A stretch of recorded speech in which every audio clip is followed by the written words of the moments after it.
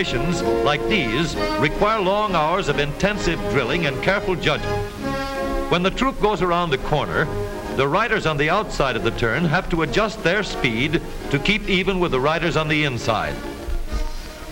The man on the outside has to ride a lot farther and a lot faster in order to keep up with the parade.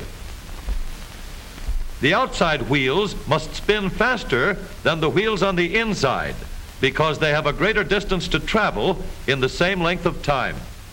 When a wagon turns a corner, the wheels can travel at different speeds because each one can turn freely on the axles.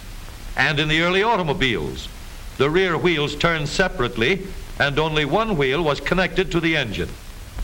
But when only one wheel was driven by the engine, it had to do all the work, and it couldn't get a good enough grip on the road to do its job properly. So the one-wheel drive was soon out of date. But if two wheels are locked on an axle so that they are not free to turn separately, one or the other has to slide. So engineers had to find a way to connect both rear wheels to the engine without sliding and slipping on turns. The device which makes this possible is a part of the rear axle. It is called the differential because it can drive the rear wheels at different speeds. The differential looks complicated, but once we understand its principle, it is amazingly simple. These two wheels are mounted on separate axles and supported by a frame so that they can revolve freely at different speeds. Let's fasten a spoke on the inner end of each axle so that by turning the spokes, we can turn each wheel separately. With a bar or crosspiece, we can turn both wheels in the same direction at the same rate of speed. Let's get something to hold this bar in place so that it will press against the spokes. Notice that this support is not locked to the axle. It turns freely. Now we can spin the wheels by rotating the support. This is fine as long as both wheels are able to turn at the same speed. But let's see what happens when we go around the corner. With this arrangement, we cannot drive one wheel faster than the other. And if we stop one wheel, the other wheel won't budge. Let's put this bar on a pivot so that it can swing in either direction.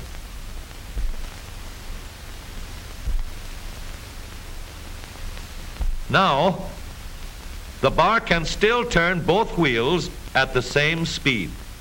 And because it pivots, it lets one wheel turn even when the other is stopped. But if turned too far, the bar will swing around until it won't drive the spokes that turn either wheel. We need another crossbar and more spokes to carry on the job. When we stop one wheel, the crossbars will continue to push the spokes of the free wheel around. As long as both wheels are free to turn, the bars do not swing on their pivot and the wheels move at the same speed. Now we have the working principles of a differential. To adapt the model for use in an automobile, we will have to make a few changes. In order to reduce the jerky action caused by wide spaces between the spokes, we will put in more spokes. Further filling in the spaces between the spokes gives steadier, more continuous action, and changing the shape gives firm, constant contact. Now we can make the gears thicker and stronger, and we have differential gears. The edges are cut so that they will fit together more smoothly and silently, and another gear is added to share the work of driving the axles. The principle is the same. In order to turn the support and drive the wheels, we can fasten a large gear here, connected by a smaller gear to a source of power.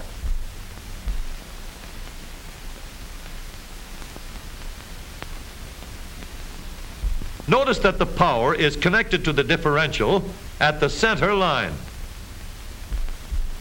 We can make our model more compact by moving the gears closer together. When we put our differential in an automobile, we have to leave room for the drive shaft, which carries the power from the engine. We may build the floor of the car above the drive shaft. But if we do, we won't have much room inside unless we make the top of the car high too. Of course, we could lower the floor and ceiling, but the drive shaft would be higher than the floor. This would have disadvantages.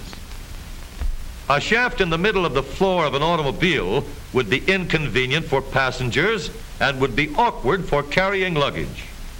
Today, engineers have found a way to make the car roomier and closer to the road without a clumsy shaft above the floor. The drive shaft from the engine to the differential is lowered out of the way, and the drive shaft is connected to the rear axle at the bottom. The new low center drive makes the rear axle quieter, stronger, and more durable because it gives better, smoother contact between the gears. The automobile of today with the low center drive is stronger and more rugged. Every part of the rear axle has been built to withstand strains far greater than it will ever meet on the straightaway or around the corner.